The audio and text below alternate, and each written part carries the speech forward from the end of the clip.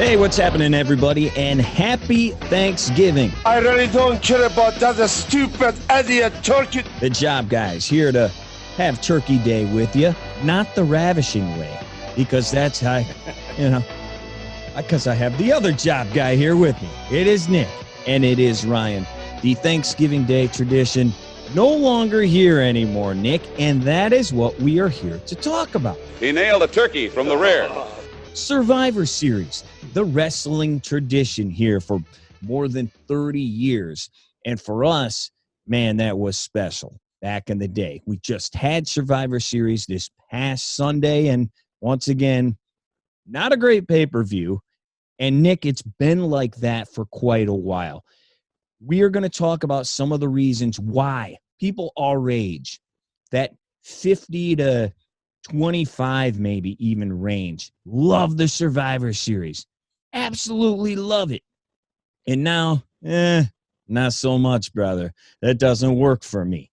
We're here to talk about why it was so special, what went wrong, and can it be fixed? And maybe talk about a couple of our special moments.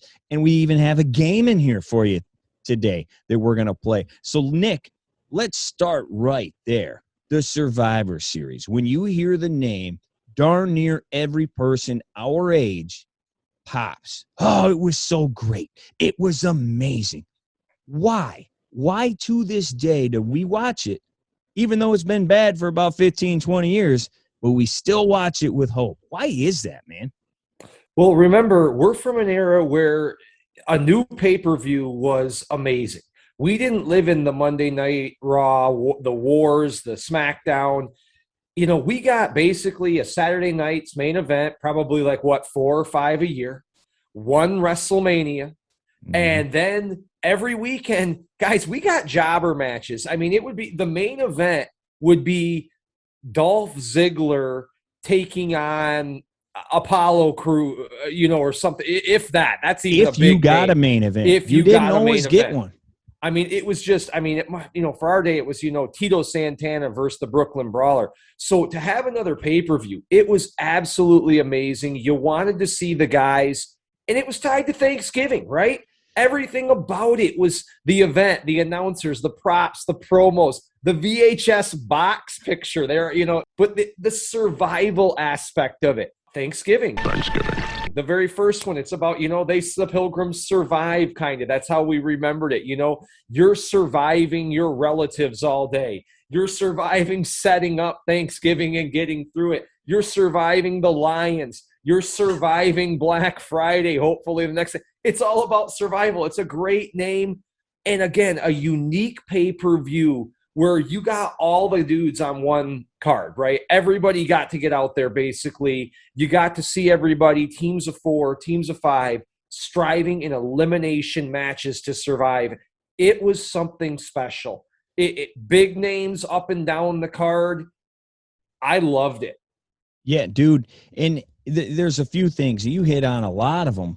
But just, first of all, it was the second pay-per-view. Right. If you were a WWE guy. Now, Starrcade was always on Thanksgiving night. This was brought in to counter Starrcade after WrestleMania 3. We know about all that. Oh, you're not getting WrestleMania if you don't carry Survivor Series, and that absolutely squashed Starrcade. But if you were just a WWF guy, this was huge because, like you said, Superstars and Challenge are only an hour long. You get 4, maybe 5 matches. They're squash matches. They're jobber matches. Maybe one featured bout that was the lowest card dude you could get. If you went to see a house show, even then, you get 8 matches or something like that, but you're only seeing maybe a third of the card. Because you got to remember, they're running 3 shows a night back then. A shows, B shows, and C shows. Even if you got the A show with Hogan on it, you're only seeing a few of the guys. This one, it's every dude on the card. And it was every dude, every main event guy, every B-level guy, every mid-card guy, and every very low, the Red Rooster you got to see at Survivor Series. And then how about the tags? shoot, they had enough tags back then to do an entire match of just tag teams. You got to see everyone. And then you met just Thanksgiving. The fact that it was like holiday based, everybody's got that feeling a little bit. You got Ventura dressed like a pilgrim. Yeah. Jesse the Pilgrim Ventura! I mean, you had all this stuff. It made it special. It is like watching the Lions around the world. We watch the Lions around the world. We're going to bite a kneecap off. It's Thanksgiving. So people still watch the Lions, even though they're 0-8-1. People are going to get up and they're going to watch because it's Thanksgiving. And what do you do on Thanksgiving? You watch football. So it had that with it, man. I mean, that came with it. The opens, like in 89 and 90, especially the Vince, when they had the pictures that slid in, dude, how good were those, man? Great. Team captain, Hulk Hogan. Oh. It was incredible, man. And the talent was distributed so well down the card. Yes. Every match, you had a marquee baby face and a marquee, and usually 2 or 3, right? They were right there. And then, and they really did a good job of, at least in the first few years, of dividing it out, man. Yeah, you got some guys that were lower card, Hillbilly Jim, but he's on Hulk Hogan's team. Yes. So it was really a cool event to see. And you got to see, you were going to get to see, hopefully, maybe, am I going to get to see Hogan and DiBiase in the ring at the same time? Am I going to see Savage get his hands on the honky tonk? Yeah.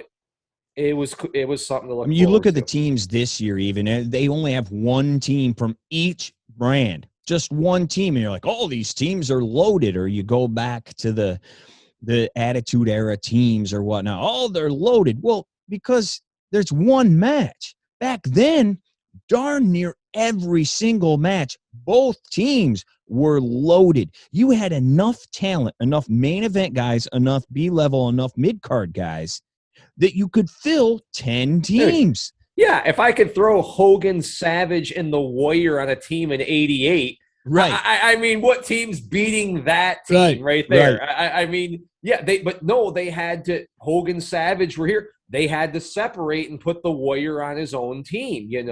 They had to space out that talent. And even you look at the early ones, when you mentioned Hogan and Savage, that team was still loaded in 1988, and they're going up against another loaded team from the Twin Towers, 87. With DiBiase. Yes, Hogan's team is loaded in 87, and it's going up against a team with Andre, the one-man gang, Rick Rude. I mean, go down the list. Yes. When Bundy was still good. In Butch Reed. It's crazy how much talent was there. So every single match was special, or every single match had a dude that was one of your guys, And I'm just also thinking this was really cool. You got to see guys that you didn't see all the time fight. Because, in less guys, this isn't, again, the era that we're in. You didn't get weekly shows. You may never get to see Savage versus Outlaw Ron Bass, but you do for a couple minutes right here. It was cool. Yeah, absolutely. And I think that's obviously one of the problems. What the heck happened? This was just the teams until 91. It was all teams still. And then they gave you the Hogan Taker match for the main event match. They gave you a world title match in 1991. 1992, it's just matches. No Survivor teams whatsoever. Match. Then you get to 93. They go strictly back to the tag matches again. 94, you got a mix of both.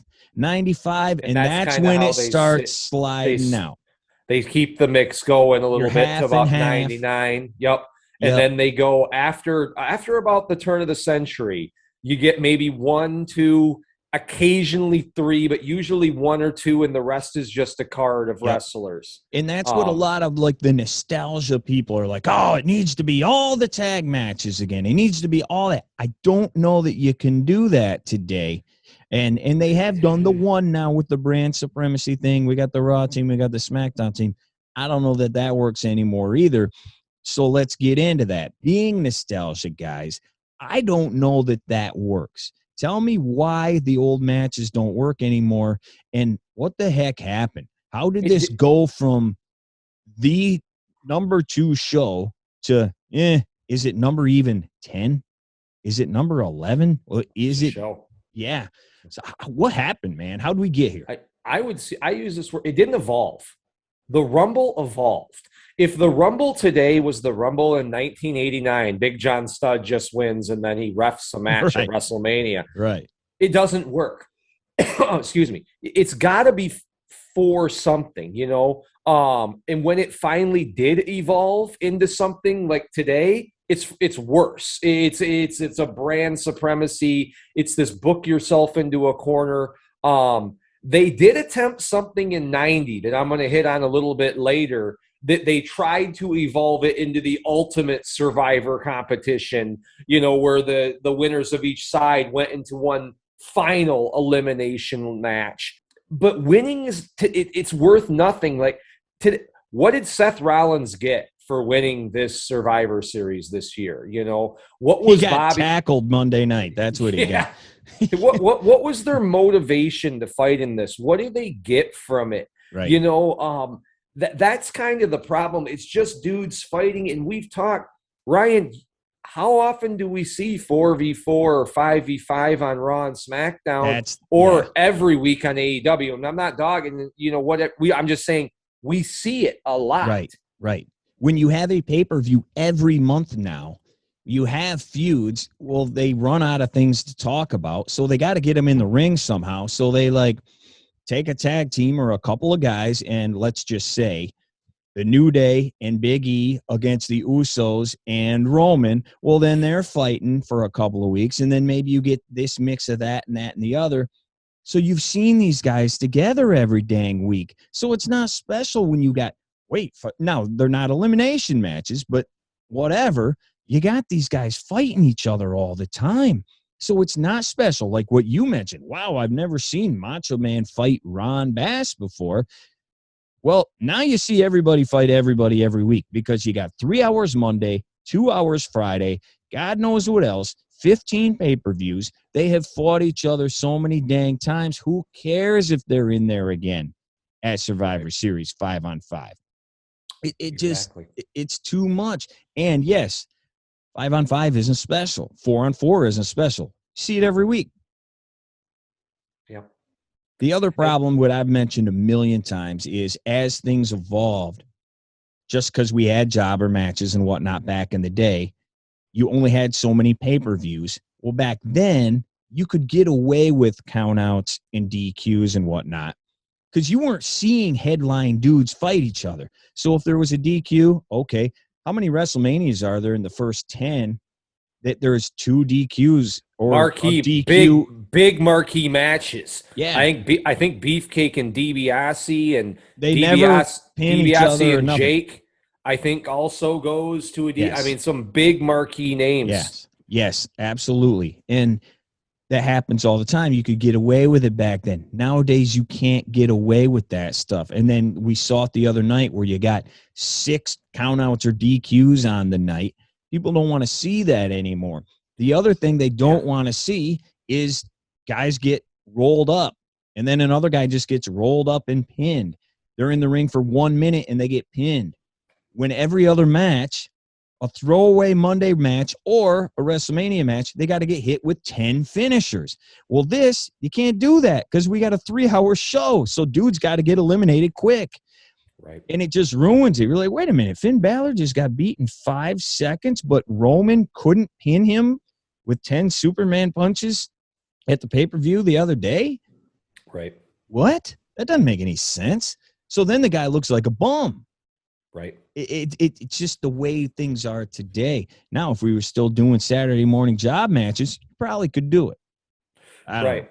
Or if you came back to reality a little bit on your shows and didn't make everything so nuclear. You know, maybe bring back the finishing move. If a finishing move finishes them in 10 minutes, but nobody's kicking out of it, then you could use them at the Survivor Series pay-per-view and hit people with finishers in under a minute.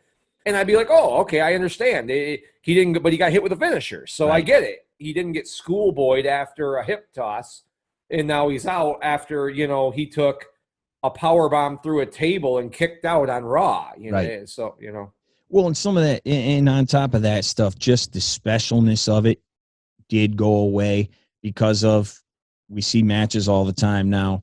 It's not on Thanksgiving anymore, so that, or the night before Thanksgiving. So you lost that feel, you know what I mean? And Ryan, like you said, you can't do the walkout. You can't do the bad news Brown. We accepted it back then because like you said, we had the job matches. These big names didn't clash constantly. And I don't want to hear the argument they were protecting Kevin Owens. This dude has lost all year on SmackDown and Raw. Like, who would have cared if he got pinned at the pay-per-view too? Like, I mean, I'm just saying, It doesn't make sense today because they've all been beaten a million times. Back in the day, they were protecting the Honky Tonk Man. They were protecting Bad News Brown because these guys hadn't got pinned. They don't get pinned. Piper and Rick Rude. I mean, you can go down the list. Yeah. The Taker, the night he debuted. Right. All of that stuff. Yeah. It just, that specialness also gone because you get too many pay-per-views, just period. It's just another show. Though, Nick, they have tried to not make it just another show. I will give them this. They throw a lot of stuff at this show nowadays. I mean, maybe not every single year. Obviously, last night or the other night, they didn't. There wasn't anything special, even though you felt there was going to be. They teased like there was going to be a certain Hollywood actor coming out, and it never happened. But go look back, man. How many debuts have we had here? Obviously, The Undertaker, Sting, The Rock, very first match. The Shield, very first match. Kurt Angle, very first match. Scott Steiner debuted here. The Taker has come back from the dead. First of all, he died at one Survivor Series. Then he came back from the dead at least 2 other times at this. Goldberg had the Lesnar thing at this paper. So they've tried to do a lot. The Rock, I think, came back when he fought with Cena. So they did the elimination turn. They did the tournament for the title when the Rock when the Rock screwed Mankind. Yeah, I mean they've done. But it just doesn't seem. No.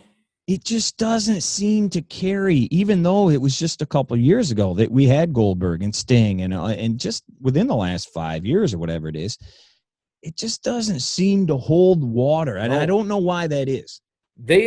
This pay-per-view is the definition of booking into a corner now, that the way they've done it now. I mean, you are on the turn toward WrestleMania. I'm not saying you're on the home field stretch. That's Rumble, right? Yep. But this is the slingshot, right? But they kind of do start here at some times. Yeah, they have started. The Sting thing was started here. And you come out of here with guys looking bad now. Right.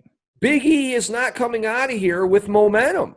The Usos are not coming out of here with momentum. I mean, these guys, Finn Balor, as bad as he just got booked in a match to lose. I mean, I don't think he looks better after the Survivor Series. That's why this pay-per-view has turned, I think, into just a glorified show. These are matches that should be happening at WrestleMania, but they're happening too early with no storyline, and you're trying to get out of here and almost play like it didn't happen the night after it's over. Right.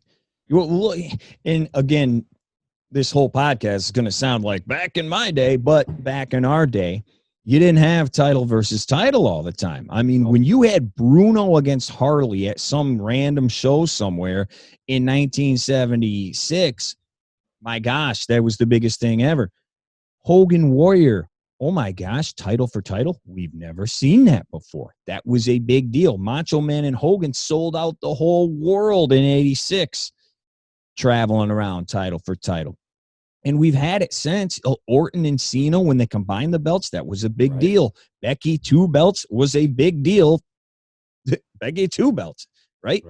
So now they're just giving you these title for title matches. And dude, not only are they just giving them to you with like zero circumstance afterward, you just win and you go back to your show.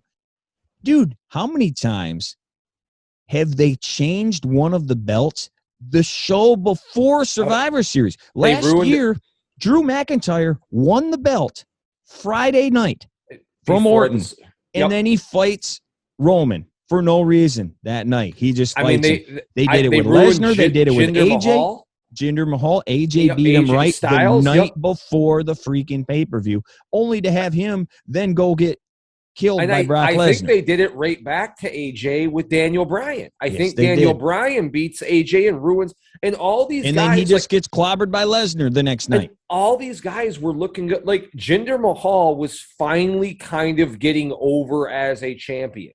You know, it took some time, and then they just, nope, we're not going to put you in there. Because they booked it, nobody wanted to watch Jinder versus Brock. Well, and now you've seen the match with no build, and then if you want to build it again later, you're like, I've already seen it. I've seen Big E and Roman. You think about this. This is in this pay-per-view. You've already written the template, which makes it hard to book as well. Like these two guys have to fight. Well, we don't have anything to write about. So, well, it's champion versus champion. Survivor Series, you got to fight. So, you know, I mean, it's just hard to go into that because, like right now, Big E was in the midst of feuding with 3, 4, 5 guys. You know, he's in it with Kevin Owens. He's in it with Seth Rollins. He's in it with Roman. He's in it with the Usos. You know, and New Day. You know, it's a hard pay-per-view to book. It doesn't work. Not saying you could return to what we loved, because I don't think we can. Just doing 5, 6-5 or 5-5-on-5 traditional matches. But think about this, Nick. Again, you're talking about a 10-year-old person, but you weren't alone. Everybody thought that. Just think the thought of it's going to be title for title. Just the thought of that blew your mind. And they didn't really have a story for Hogan Warrior. It was just, I'm the champ, I'm better, I'm better. That was the story. But you'd never seen it before, and it was special. Well, now when you do it every single year, it doesn't mean anything anymore. And the guy was going to lose the title. None of these guys lose their titles. Right. But even if you didn't, just to know, just the thought of, whoa, they're going to fight. It's still real to me. That's gone, because now the thought is, well, who cares? It means nothing. Right. We are trained to know it means nothing, so you can't keep doing it. You just can't. Agreed. I mean, let's have LeBron face Kobe. What's it for? Nothing. Well, then, see you later. I don't care. He looks like a B belt now. Yeah. Roman has the real Roman's belt. the real champ. Roman is the real champ. Yeah, absolutely. And it just tells me next year it's going to be the same thing. Why do I care? Why do I want to watch? It's just going to be 2 other faces fighting each other when they should be fighting for something special, maybe at WrestleMania. Roman's not going to fight The Rock, allegedly, at Mania. So who's he going to fight? I don't know. Well, Big E could have worked. Not now. I mean, just as a fallback, at least. That's not my ideal thing, but not now. Yeah. I don't want to watch it now. It's better than the 8th time fighting Brock Lesnar. So anyway, what do you do now, Nick? That's the $1 million question. Can this be fixed? What do you do to fix it? And do you just say, you know what, forget it, it's just a pay-per-view? All right, I'm going to go off because I think you can fix it. But this is just me coming in because I don't know. Here's what I would like to see happen. I would like to kind of you kind of merge the 90 and the 91 format together. You're going to have your 2 title matches on the card, not versus each other. I'm just saying, like, this could have been Roman versus someone from SmackDown, Finn Balor, and it would have been Big E versus Kevin Owens. And those are your 2 marquee matches. The rest would be maybe 4 male matches. You could do maybe just 2 female matches or something. I don't know how you do this, but male would be the probably predominant because you have a larger roster. Right. And I like the 90, how you bracket them out. You got 4 your matches here, and the winners advance to this final tournament. I would go one step further, though, and let's say we're back in 1990 and Warrior, Hogan, and Tito all survive. Well, now it's a triple threat match between those 3. Only one guy can survive, and it's for a title shot at the Rumble. It's got to be for something. I was thinking about possibly like getting 30 at the Rumble, but then they got to win. Like at some point, otherwise, if guys keep winning this and Dirty never wins, it kind of becomes what's the point of this, right? That you're going to have to let 30 win a couple times.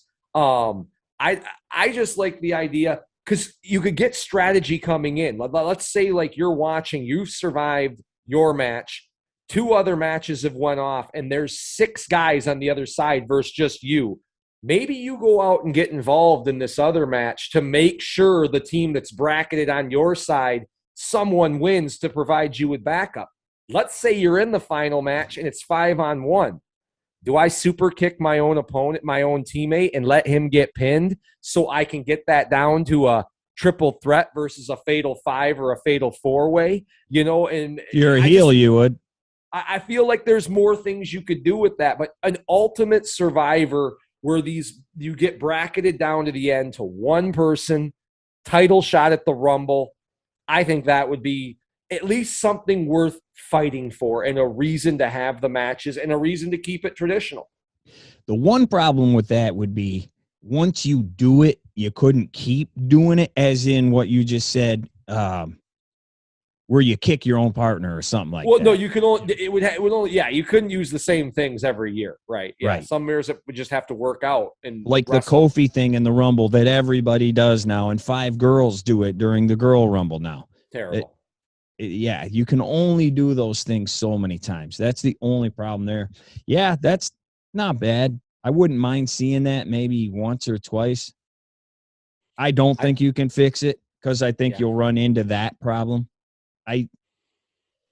I'm just over it, you know. I love the old stuff. You need dudes though, and Ryan, we didn't. You need dudes. Yes, and we did. You can't fill you couldn't fill a whole show. No. That was the problem in the mid '90s. That's what, and that should be a testament how amazing the '80s were, with the late '80s were, where you could fill a card of this. Yes, that is the big problem. I don't know that you could do it today. No, I don't. Could you get? You would need at least 33 and a third chance. 4 different teams, 2 and 2, to do that. What I had said, that means you'd have to have like 20 dudes. 66 and 2/3. Nick, let's look at, and I'm not huge on the very first Survivor Series, but let's just look at the first Survivor Series match ever. First one out of the gate.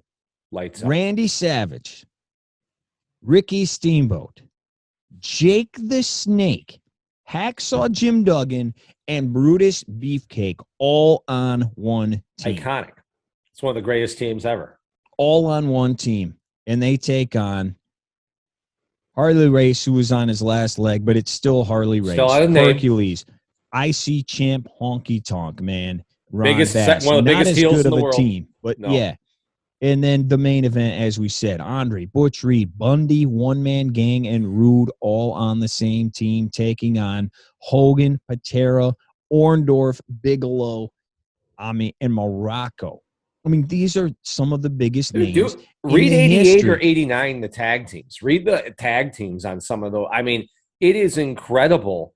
I mean, how deep they can go. I mean, 88, Powers of Pain, Heart Foundation, British Bulldogs, Rockers, Young Stallions. That's one team. One team. We don't even have that many tag teams in the whole company now. There's not 5 teams. There's not 5 tag teams now. And that was just, and on the other side, you had, I believe, the Demolition, the Brainbusters, Bolsheviks, Rougeos, and the Conquistadors. The heels were not as good. But yeah, I mean, come on. There's no turds here. Come on, man. That's the heels incredible. weren't as good because the faces were chasing the titles too. Exactly. You needed more on the other side to chase the titles. I mean, just the teams there are incredible too. But Unreal. Dude, 89 is my favorite one, and I wanted to get into that too, like maybe some of our greatest moments. But dude, this 89 show, I think, has the best balance of any show. It starts out with the Dream Team, which is Dusty Rhodes, Brutus, and say what you want, Brutus was freaking over, guys. He was huge. The number 2 babyface, 3 huge. babyface in the company. He was a monster. Brutus, Dusty, Rooster Blows, Tito Santana was still a big name in 1989. He made the final in 90. He's not done. He just got out of he's still fighting with the model. He's just out of Strikeforce. Just out of Strikeforce. This is the end of him. But they take on Boss Man, Bad News Brown, Martel, Honky. This team, Savage, The Earthquake, Bravo, Valentine, taking on Duggan, Brett, Garvin, Herc. Best team maybe of all time, Hulk Hogan, Jake Roberts, and tag champs Demolition on one freaking team.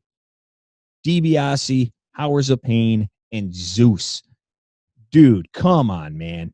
I mean, these teams are just loaded. Sweet! Rick Rude, perfect in the Rougeos, taking on Piper Snuka on the same team in the Bushwhackers. Dude, come on, man. I don't know. You don't have the talent to do it anymore, and it stinks. No, you don't. And it stinks. But anyway, to me, let's talk about some great moments, Nick. While we're here, man, some of these memories that I know anybody listening to this is our age, they're going to have the same kind of stuff. For me, dude, 89, I don't know why I like that one so much. I love that one. Dude, how about Brett Diesel in 95? How about that match? Awesome. It's Diesel's best match. Is that the first table?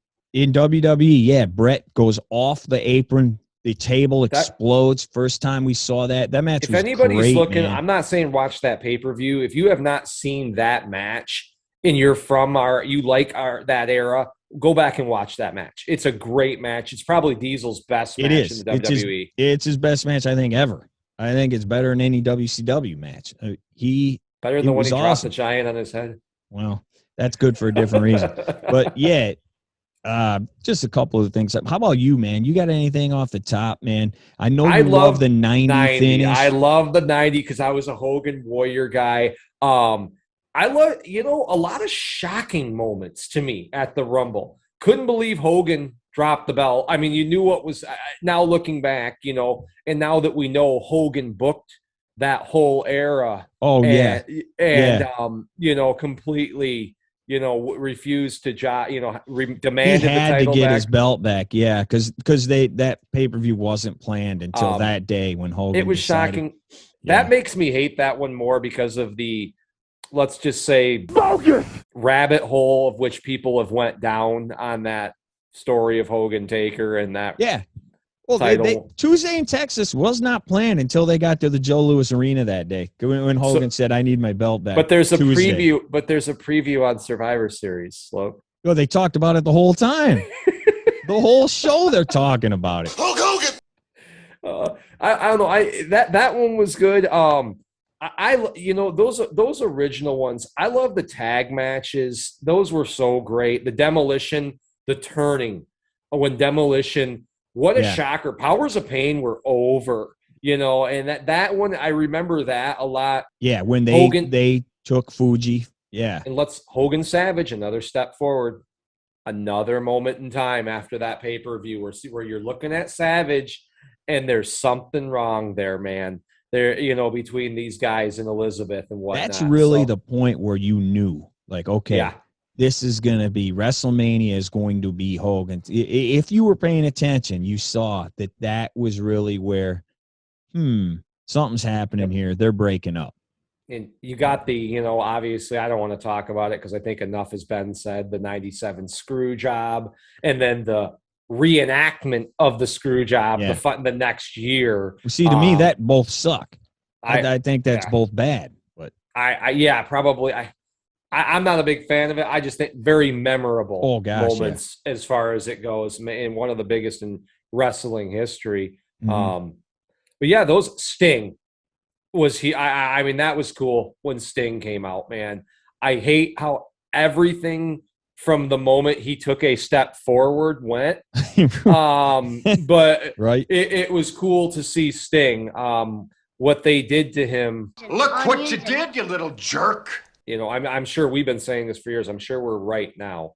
I'm sure when we were saying it back, years ago, it was wrong to what Sting was fought, Yeah, because he's on a different show. He's on a different show now, so everything we said in Sting's defense there is probably right now. But yeah, those are some big moments. There's a lot just gets lost for me. Like I said, after 2000, Ryan, from like 2000 till they get to the kind of the brand war, it's really blurry for me. It's just matches. Yeah. You know, it's just another pay-per-view. You know, I'm sure some of the matches are amazing. I'm sure some of them are well worked. You know, but it's just matches. Where do you think maybe it died? Because for me, it died probably after the Elimination Chamber match, which is 02.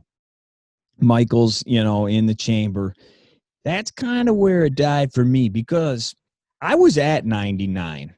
I don't remember a thing outside of two things from 99. We get there, Austin gets hit by a car. He's not going to be in the main event, and they throw the Big Show in there, and then the Big Show wins, and everybody's like, huh?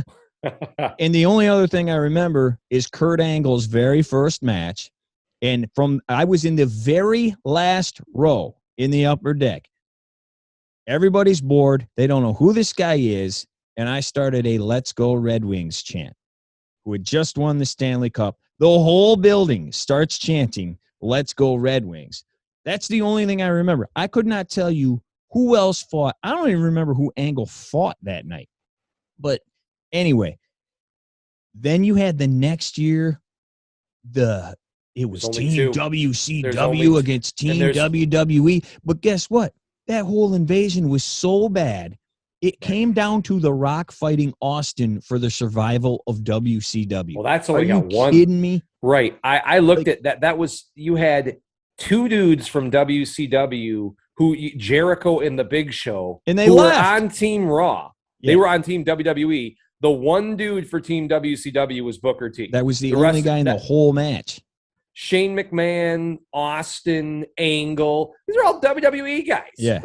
It was terrible. Austin was the captain of Team WCW. It was a terrible. guy who was adamantly said he hated it, WCW. Yeah, his whole gimmick was WCW screwed me. That was his gimmick. Eric Bischoff. And then the next year was the Chamber.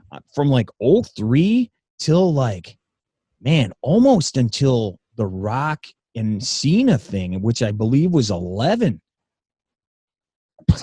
I don't know how many of those shows I even saw live. I don't think many of them because they were just throwaway.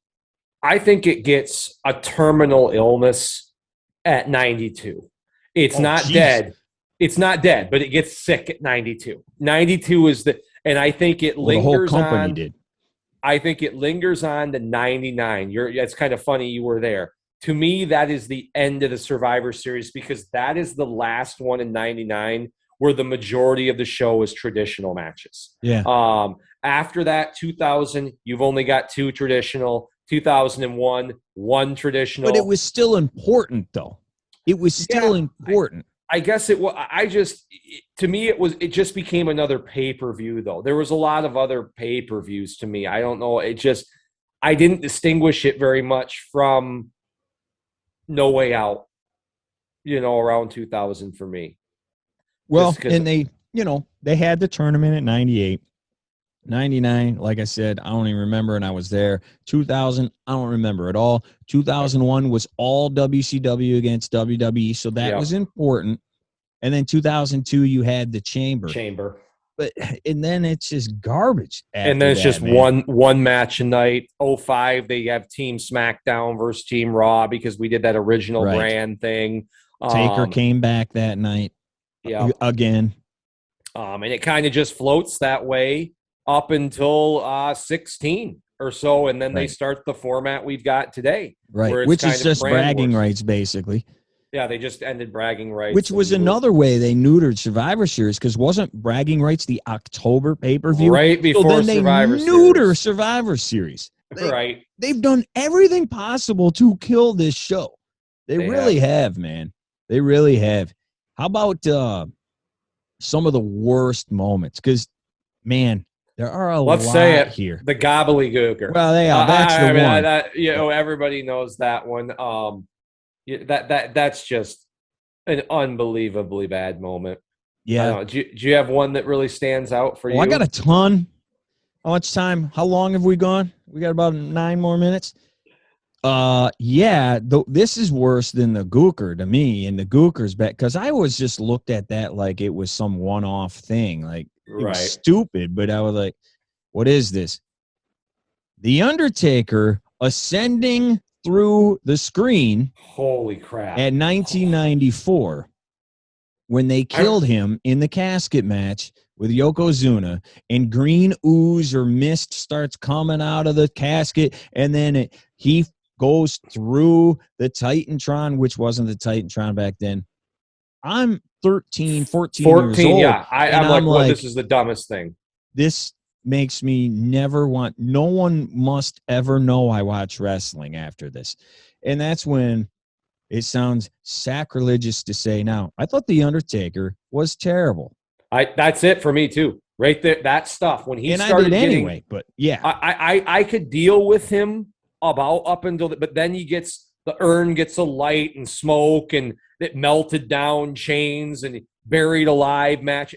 That is the end for The Undertaker. The resurrection, the coffin matches, you know, all that. I'm sorry, it's not my cup of tea. I can deal with a coffin match here or there, but like ascending through the I mean, are you kidding me? Right. And then he had to be resurrected and all this crap. I'm just like, if I want to watch ghost stories, I'll go watch ghost stories. Don't give me this. I don't want to watch. That's awful. The clown, all the team of doinks and the little doinks and all this stuff. Shawn Michaels' Knights. The Knights had to fill in. Yes, they were supposed to be Jerry Lawler's Knights, and then Jerry had a statutory rape case that no one wants to talk about happen. And here's the one, Nick. Here's the one that you won't hear anywhere else except right here on the Job Guys podcast. Pleasure's all yours, Bucky boys. 1990. Another reason why 1990 is not a good show, despite what everybody thinks. Sergeant Slaughter comes out. If you don't know his music, let's play a little clip of it right here.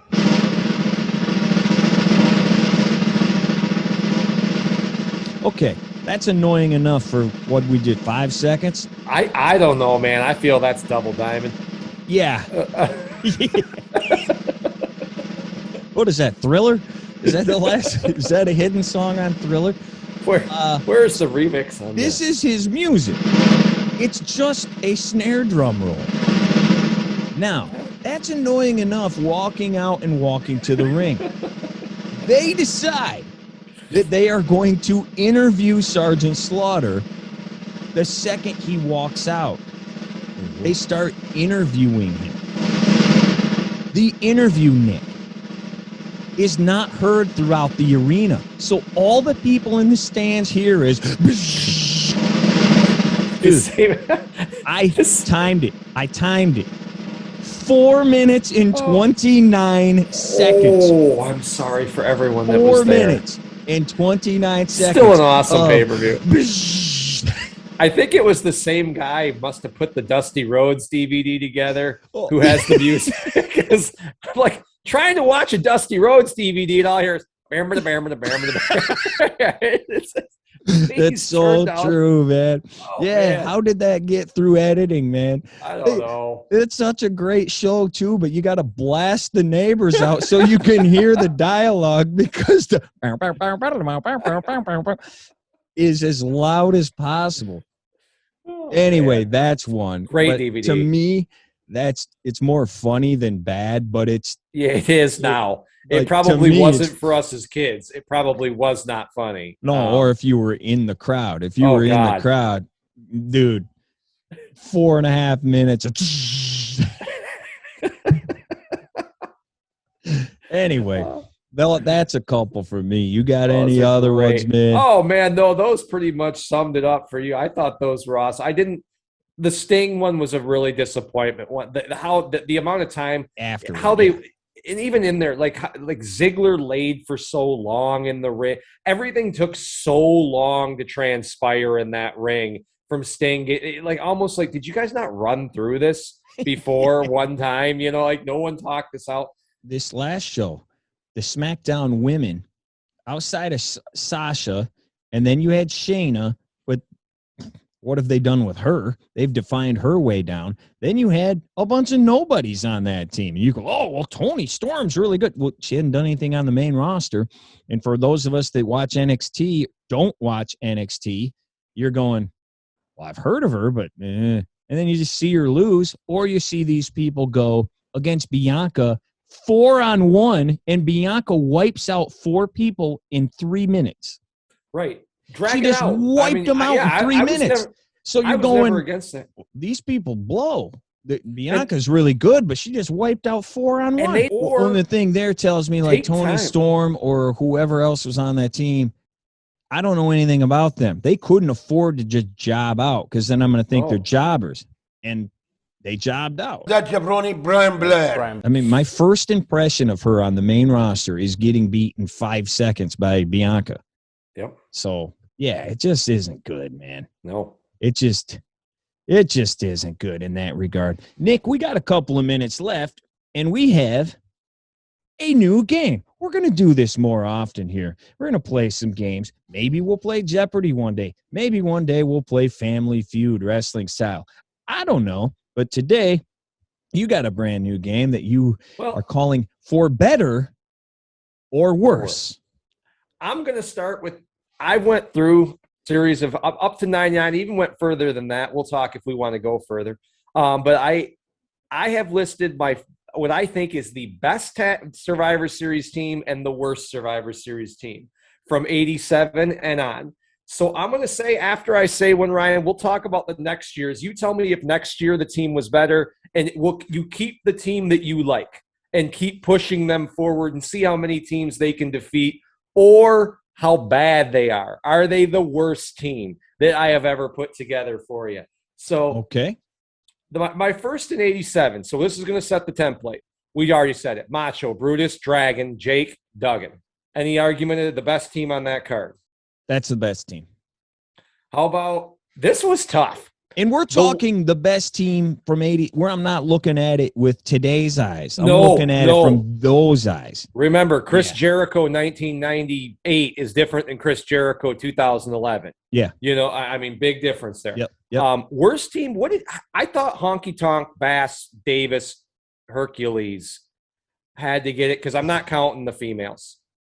88. 87. You're 87 still? Yeah, that was the worst of that year. That was going to say that was the worst. Oh, yeah.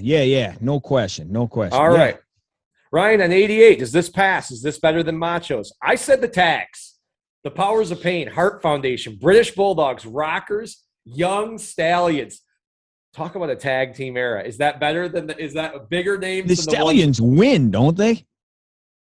They win. Yeah, they do. Oh, man. The job guy from WWE? Yeah, the job guy he can't win because he's a job guy, I thought. No, he just has a pay-per-view win. Don't worry about it. He only beat the Rockers at SummerSlam 90. Don't worry about it. Would you take the year before? Excellent question. Yes. At that point, I'm still rolling 87. All right, 87 moves. Because the Stallions, that's really their only big win, even though they tried. The Bulldogs are on the way out. This is their last pay-per-view. They were kind of becoming a job team a little bit. The Rockers were not there yet. Yeah. What about the worst? Jake Roberts, Jim Duggan, Ken Patera, Tito Santana, and Scott Casey. Well, Scotty. I think that's worse than the Hawks team from the year before. That's way worse. Because you got Casey, who was like in the territory days, he was a guy. But in WWE, he was worse than the Brawler. I had no clue who that dude was, man. Yeah, no, he was worse than the Brawler. Then you got Patera, who is awful. Yeah, that's worse. That's the worst team so far. All right. Better than the 87 team? Hogan, Jake, Demo. Better. Yes, better. Worst. This was tough. It was the era I took them at. Piper, Snuka, Bushwhackers, I said, was probably – what do you think the other one, the 2x4s were worse? No. Okay. No, the 2x4s are better than that team. The 2x4s being Duggan, Hitman, Garvin, Herc. That could be worse. Is that worse? Because Brett is not Brett yet. And Garvin's a former NWA champ. But Garvin in WWF was not good. I still think that team's better than Duggan, Patera, Tito, and Scott Casey, isn't it? That's pitiful. I mean, it's absolutely pitiful. That's worse because of Patera and Scott Casey. Patera and Scott Casey. So they move on. Patera and Casey move on. They might be rolling for a minute. And Hogan, Snake, and the Demos. Okay. This one is Hogan, Snake, and the Demos versus Legion of Doom, Warrior, and Texas Tornado. Hogan, Snake, Demos. I've seen that on other lists the other way around. Texas Tornado's run in WWE. Not bigger than Jake. It's not bigger than Jake. The Demos run is not better, or is better in WWF than the Legion of Doom. And obviously Hogan and Warrior. But the big one there to me is Texas Tornado, who I liked. He comes right in. He wins the IC belt within a month, but then he lost it 3 months later. It was gone.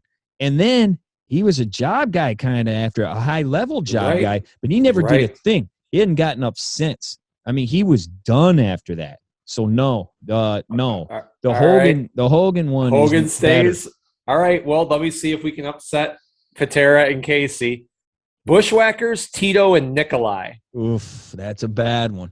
And Tito won that match, and that's the Sergeant Slaughter. And I gave it to him. Isn't that team worse? I gave it because Slaughter's bigger than Tito at that point. That's all I'm going. And the rest of the guys, Volkov's bigger than Zukov for sure. Bushwhackers are bigger than, I think it's like Sato the Orient and Tanaka. Express. Yeah. Dude, this right here in the whatever you call it, Glory Days era, this might be the worst match. It might be. The Bushwhackers, Nikolai Volkov at 72 years old, and Tito Santana against Boris Zukov, Sergeant Slaughter, and the Orient. That could be the worst. Are they worse than Casey and Patera and Tito and Duggan? I think they might be because Duggan. Say it again, Duggan, Patera, Tito, and Scott Casey. Oh, and Jake. I think they might be worse, dude. I think the Bushwhackers, Santana, and Volkov are worse. At least you got Jake and the other one, right? Holy crap. I don't know who the hell we think we are. This is worse. This is worse. The Bushwhackers. And I don't know, though, but I don't know that you shouldn't go with the Mercenaries. I mean, these are the two worst teams yet. They are we'll leave those two there. So those are two, arguably either of those. Yeah, you could put 8 people, and I don't know that we're gonna beat that team. I think I should just say you're gonna stay with Hogan's team over Flair, DiBiase, Mountie, Warlord. Yeah, Hogan. Worst: Colonel Mustafa, the Berserker, Skinner, and Hercules. I forgot about this team, and I don't think one of them wasn't in this match. Didn't Big Bully Busick or something? Wasn't he supposed to? Maybe he was supposed to be in this match. Yeah, and he was. That's what Wikipedia had their name as the guys that wrestled. So I took them down. But man, yeah, dude. And it's a shame that I even know that. You can pick Big your Bully mercenary. Busick. This team is worse. Mustafa, Berserker, Skinner. And imagine it could have been even worse than that had Big Bully Busick been in there. Oh, my God. So you're saying now how pathetic is that I know that? Colonel Mustafa, the Berserker, Skinner, and Hercules by 1991 is the worst. Hogan, Jake, Demos are still the best. 92. And we wonder what happened to the Survivor Series. 92, there was only one. Natural Disasters and Nasty Boys versus Money Inc. and Beverly versus Money Inc. and Beverly Brothers. I keep going. This can't be worse. Oh shoot! This can't. Dude, stay with the Mustafa, dude. Mustafa, the Berserker. That Skinner. one's. So I'm moving. Bad. Okay, here's one that I would like you to elaborate on because people have said this one. Okay. You're gonna, I'm sure, stay with Hogan, Jake, and Demos. Now this Luger, 93 is like the one from those days that I have only seen a couple times. The other ones I've seen 100 times. Luger, Steiner Brothers, Undertaker. Yeah, that's not as good. That's not as good. I agree. Because Hogan, at the peak of his powers, or maybe just about after peak, but he's still Hulk Hogan. He's 1989. He's still no holds barred, still out. I mean, Jake come on. the Snake Roberts is a top 3-4 baby face. He's an all-timer. He's going to be on my TV in about 5 minutes on AEW. You know, like, he is still a guy. Yeah. And then the Demolition, I think, you know, Greatest now, tag you know, team. with the newer guys, in times are different. They were up until maybe the Usos in New Day, the greatest WWF tag team of all time, as far as most regarded, 3-time in a tough era. Yes, in an era of tag teams. So, first of all, Lex Luger was a failure in WWE. Yep. They didn't buy him at SummerSlam. This is now 4 months after SummerSlam. He's still doing the corny USA gimmick. Nobody cared. The Steiners I do like, but they never got over in the WWE. They didn't in the WWE. And tag teams were dying then. They were feuding with the head shrinkers. Who cares? And the Undertaker, yeah, he was a big deal, but it ain't the Undertaker from 2008. It's not the Undertaker from 2000 whatever. He's still not back in the title picture 2 years later. This is not the Undertaker like you would think of. So no. At that point, if in 1993, I would say Jake the Snake is bigger than the Undertaker.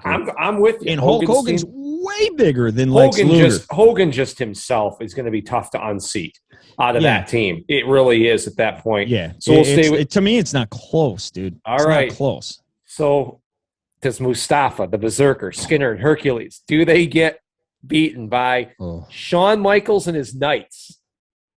So that's not even fair, you know.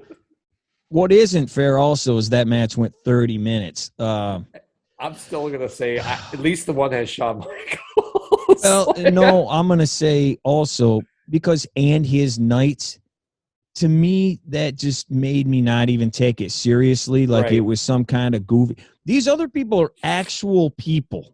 You know, they're actual dudes people. or trying to be dudes on the show. Yeah. So, no, that is worse. Absolutely. It is All worse. Right. 94 for the best team. Diesel, Shawn Michaels, Jeff Jarrett, Owen Hart, Jim Neidhart. I'm still taking Hogan, Demos, and Absolutely. Jake. Absolutely. I forgot that they even were together, and I've seen this thing 100 times. I think that's their breakup, isn't it? Or maybe it's the next year. I can't remember. Michaels and worst. Bam Bam Bigelow, the Heavenly Bodies, King Kong Bundy, and Tatanka. I still think Colonel Mustafa and the Berserker's worse than those dudes, but in my opinion, that sucked. The Heavenly Bodies bring you down. They really drag you down. The Heavenly Bodies is automatic. But, you know, that's to me, and again, there is worse on this show. The Royal Family, Jerry Lawler with Cheesy, Queasy, and Sleazy. I didn't count the same with the Knights. I didn't count it because it was like Bundy at WrestleMania 3. You're not there for the. Yeah. Well, with Doink, Dink, Pink, and Wink, or whatever their names were, Clowns RS. Yes, actually, you are. You are Clowns. You are is what it should be called. Yeah, I don't count that. No, we're still rolling with Mustafa. All right, best team 95. Michaels, Ahmed Johnson, Psycho Sid, and the British Bulldog. They upseat Hogan? No. I didn't think so. 95 Shawn Michaels? No. 90. No chance. No chance. Ahmed Johnson never really materialized. That was at the very beginning. He just showed up. And again, you were right. He never really went over IC level. That's it. That's what you got out of it, whether you liked him or not. Worst 1, 2, 3 kid. Oh, this is that team. Tom Pritchard, Radford, and Skip of the Body Donnas. I don't even know if he's a Body Donna yet. Yeah, well, they both are. Pritchard, Skip, and Zip is Pritchard is Zip. 1, 2, 3 kid. And they won that match, didn't they? I think they won. They were called underdogs or something. Yeah, because I think the whole other team imploded I think they all turned on each other. Sid and Michaels had a problem. The Bulldog and Ahmed had a problem. That's a different match. They fought the Body Donnas I'm thinking, yeah, that's fought right. the Underdogs. And the Underdogs was like Marty Hakushi Jannetty and Barry Horowitz and Marty Jannetty. Yep. It was and that's right. Thurman Sparky Plug. It wasn't hardcore Holly. No, and that's a better team than what I just read you. 1, 2, 3 kid. 1, 2, 3 kid. Tom Pritchard, Rad Radford, who I think is Louis Spicoli. It is. And then Skip. And you know what's funny? I think that match, people gave that match like 4.5 stars. I'm not kidding you. I don't want to see that match. I'm telling you right now. The numbers don't lie. I know for a fact that match got like 4.5 or 5 stars, which tells you got to grade that one on a curve, period. Oh, there was actually a 7-star match, but it was Skip, Radford, and Zip and Barry Horowitz, 2 stars.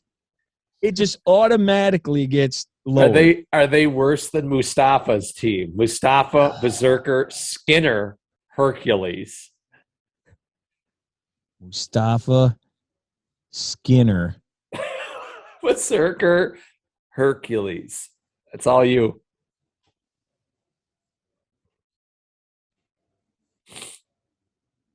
It's worse. I think it is too. I was going to say, and this is why it's worse. This is why. And you're not supposed to do this, but you can't help but do it here. Because who's Colonel Mustafa? The Iron Sheik. Right. Who is the Berserker? Nord the Barbarian. Who else is on this team? Skinner was Steve Kern.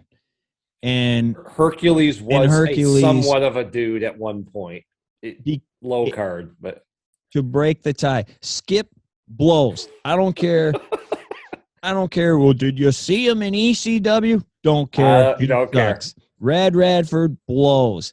Dr. Tom Pritchard, the Doctor of Desire or whatever. Oh, man. There's a reason why you're the trainer and you don't wrestle. That's like QT Marshall. Get off my screen. You're the trainer. Go away. And 1, 2, 3 kid at that point, I never liked him until he became 6. I thought he was terrible, actually, like terrible, until he became 6. So, oh man! And again, I'm not sure that's the worst team in that match. Well, we're going with that. That is now the worst team moving forward.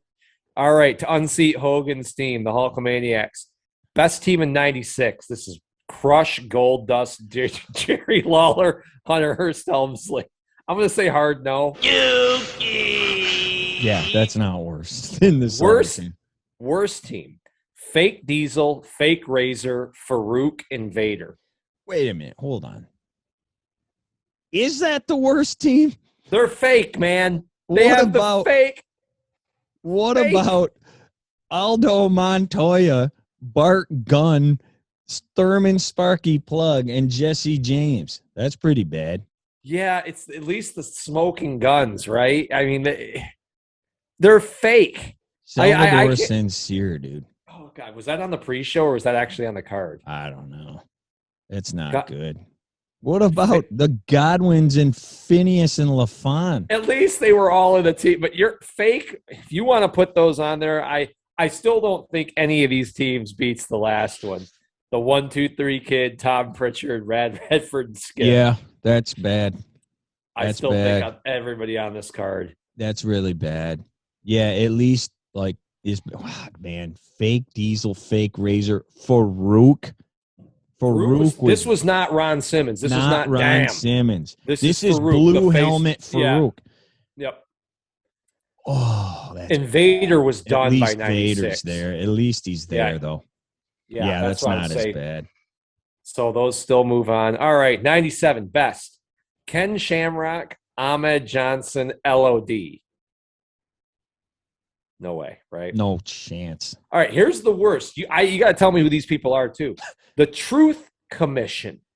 That's the guy on AEW's. You got it. The Jackal or whatever his name is. The Interrogator, the Jackal, Recon, and Sniper. Now, for those people that don't, hold on. Where's T-Bar and Mace? Are they on this team? The interrogator, you may know him as Kurgan. Yeah, the big dude. Yeah. The Jackal, everybody knows as Don Callis. Yep. Recon is Bull Buchanan. Which one is Dominic Javakovic? Sniper is Rambo. Rambo. He went by Rambo. Who? John Rambo? Are they worse? Stallone wrestled?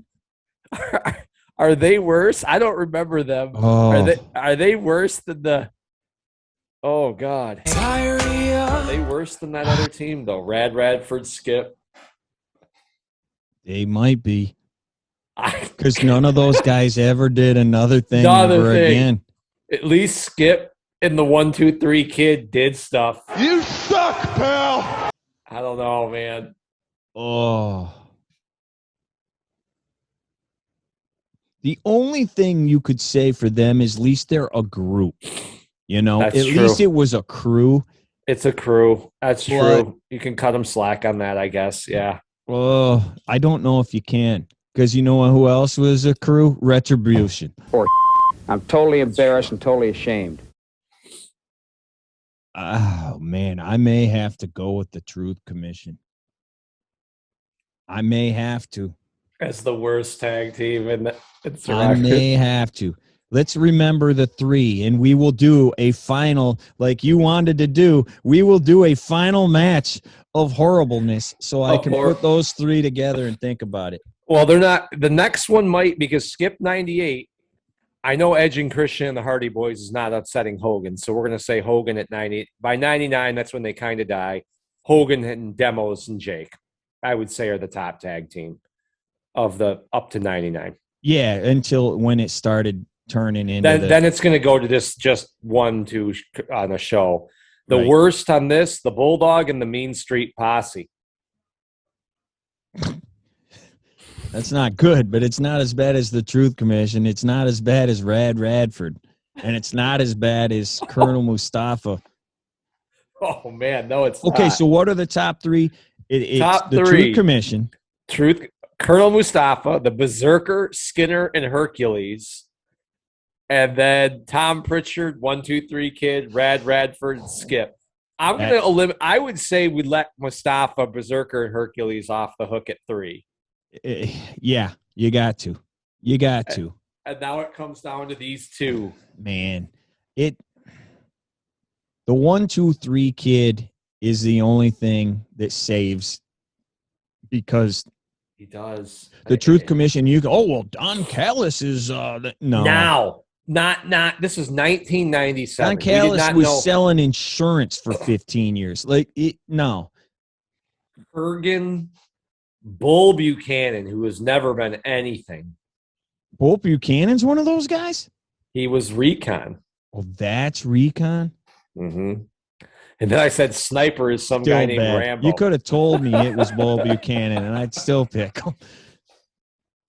Are they worse? Sniper. Are they It's worse? So it's worse. They're It's the worst. worse. It's worse. The Truth Commission takes home the worst Survivor Series team of all time.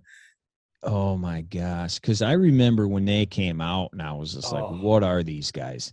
And then thank God they were gone soon. You know? They were gone. They weren't even there a year, were they? No. I had they to became the oddities and all that. Right. Yes, they will become some of them. I had to look them up and be like, oh, okay, now I remember these guys coming in. It did not click with me right away. And if you told me the oddities, they may be worse than the Truth Commission. I would rather watch the Truth Commission, than the oddities. At least Callis could talk, you know. I mean, at least he could talk, but I didn't care. Right. Well, there we go, Nick. And we kind of answered our own question when we kept going, this can't get worse. And then it did. So it's almost an impossible show to save. You just ran out of guys. It really is. It's not 1988. Yep. And they can't even do it now. They couldn't put a team together that I was really interested in, even though they had Drew, they had Lashley, they had a couple of guys in there, but you know, Austin Theory. Happy Corbin. And who did they replace? Who did Austin Theory replace? Rey Mysterio. Dominic Mysterio got replaced as well. Sami Zayn got pulled off a car. Yeah, you're talking about job guys, man. Yeah. Sorry if you're a Sammy fan. Look at you, giant idiot. He took the mask off, and what happened? So, anyway, Nick, fun reminiscing Survivor Series. It is. I wish it was the way it used to be. Me too. I hope it turns into something better than what it is now. I don't know if it's possible in the pay-per-view per month era. I don't Not think. the way it was. Nope. The traditional is dead. It's gone.